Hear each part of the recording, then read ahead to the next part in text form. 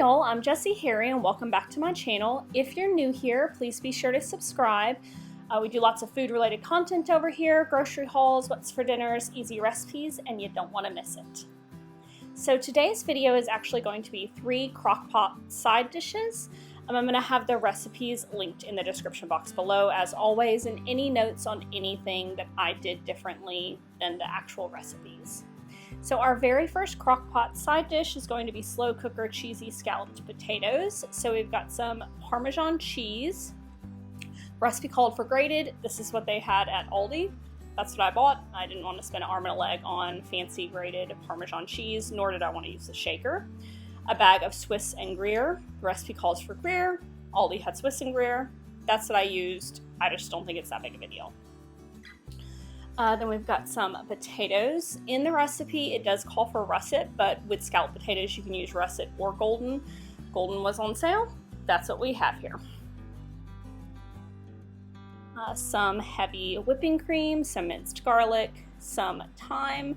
The recipe does call for fresh and the dried. I just use dried. Some ground nutmeg, and of course, salt and pepper. So we're going to do a little bit of prep work, and then we're going to get this all tossed into the crock pot. So first things first, I'm going to take my peeled potatoes and get them sliced using the slicer on the side of my cheese grater. It looks like that. If you have a mandolin, use that instead. I'd never used this before. It was quite a struggle, but I knew cutting them myself, except for the ends right here, they'd be drastically different sizes, and I'd probably end up cutting myself or something with all those slippery potatoes. And you want them kind of uniform. So this is what they look like, obviously not perfect. So next I'm going to make the sauce. So I'm pouring in the heavy whipping cream. We're going to toss in some minced garlic, the thyme, and a pinch, quotation marks, of nutmeg. That's what a pinch is to me, apparently. Get that all mixed together, and you just want it to warm through. Doesn't have to boil or anything like that, just a nice simmer. So now I'm taking my crock pot that I have sprayed with cooking spray, and we're going to layer those potato slices. Do some salt and pepper. Pour over the sauce, a little bit of it, not all of it, some of the sauce, and then do some of the Gruyere and Swiss, and we're just going to repeat that until you're out of potatoes. I think I did about 3 layers. Make sure that you salt appropriately. Potatoes can be quite bland. Even with the cheese and stuff, they need salt, just like pasta does when you're cooking it, or potatoes do when you're making them for mashed potatoes. Don't over salt, because people can always add salt, but salt appropriately. So now that we're at the end, we've finished up that bag of cheese on the top, and I'm going to get this going. Got the lid on, and I'm cooking it on high for about 4 hours because my crock pot runs hot. Right, so now that it's done, I'm taking that shredded Parmesan cheese and I'm putting it on top.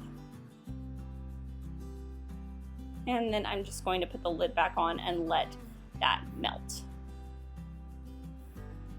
All right, so here we go. This is the finished product. This was super yummy. I did need to add salt to mine, and I don't actually like a lot of salt, so I feel like I should have added a little bit more to the layers. But this was delicious, so easy, so quick. Honestly, the longest thing was cutting up the potatoes. I mean, that's probably because I could have used a mandolin, but need to try this. Right, next up we're going to have some slow cooker spinach and rice side dish. So we've got some mild cheddar shredded cheese. We've got the shredded Parmesan again, the cream cheese, some chopped spinach. Recipe called for 2 of those. I only used 1. Butter, some thyme again, chicken bouillon cubes for the chicken broth, rice. I have jasmine rice on hand all the time. That's what I used. Black pepper, breadcrumbs, minced garlic, and salt. Not pictured, I forgot, was a diced up onion. So we're going to do our prep work first, of course. Getting some butter melted in a pan. And then we're going to toss in that onion that I forgot to show you, all diced up.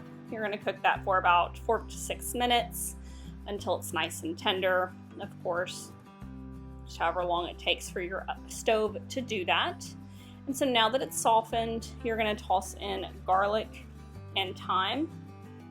Cook for about 1 minute to 2 minutes longer until those are all nice and softened.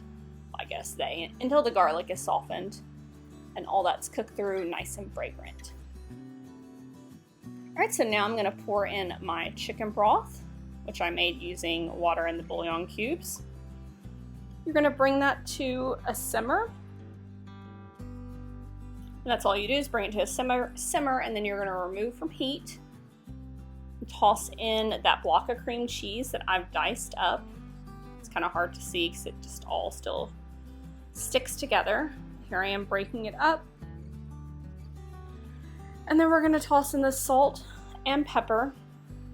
And then last, we're going to toss in the spinach. I did warm the spinach through in the microwave and drained it in a colander so it wouldn't have all that liquid. So I added that. Like I said, I just used the 1 box of spinach because I didn't want it to be overwhelming. You can use the 2 if y'all are just really big spinach lovers. All right, so now I'm pouring in that sauce that I made into the crock pot. I'm gonna toss in my rice and of course get that good and mixed up.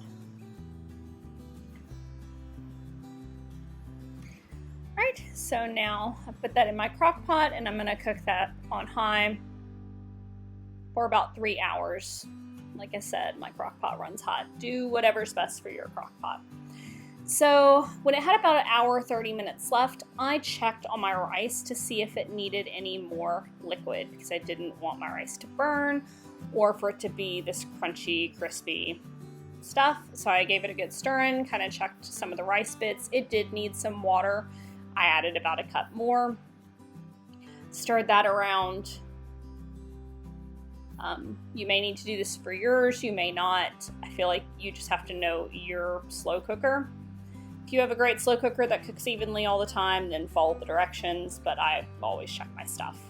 So now I'm gonna pop it on low for the rest of the 1:30.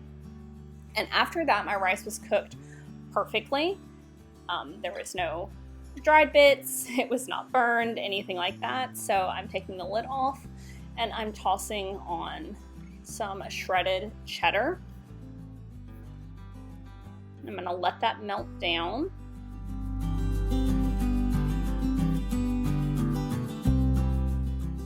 All right, so now that that's melted, I'm taking the lid off and I'm going to add the Parmesan cheese and the breadcrumbs.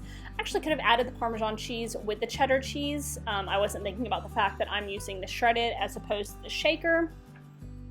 It didn't really matter, but just as an FYI, if you decide to use the shredded to the shaker like me, you can add it in with the cheddar cheese. All right, so here is the final product. This was very good.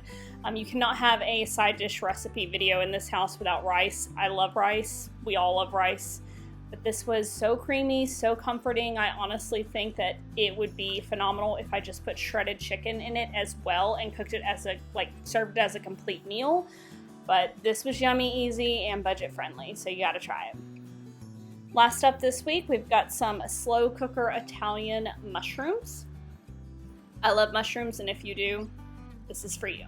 So we've got 2 pounds of white button mushrooms already cleaned, 2 sticks of unsalted butter, a packet of Italian salad dressing and seasoning mix, some minced onion, parsley, salt, and garlic powder.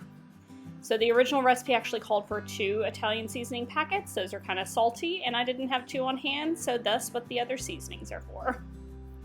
So first up, we melted both sticks of butter, and I'm going to add in that 1 Italian seasoning packet that I had. Get that good and mixed up. And then next, in place of the second one, I'm putting in half a teaspoon of garlic powder, minced onion, and parsley. And then I'm going to do 1/4 of a teaspoon of salt, and we're going to get that mixed up really well also.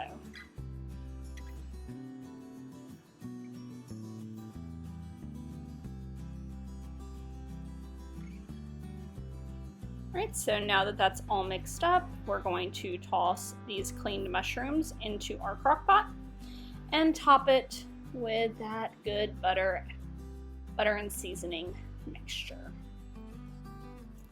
Seasoning might settle on the bottom, so you'll want to scrape that out.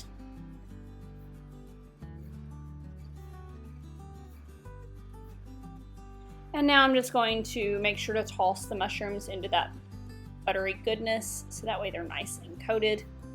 It doesn't look like a lot of liquid, but the mushrooms will produce their own liquid as they cook. So putting the lid on, I'm going to cook this on high for 2 hours, which was the perfect amount of time for these mushrooms. All right, and here they are all finished up. As you can see, there is a lot of liquid. These were great. I would actually eat these just over rice or noodles. Of course, I am a big mushroom fan. I also think that these would be really good as like a holiday side dish, just because they're very rich. So if you like mushrooms, try this out as well.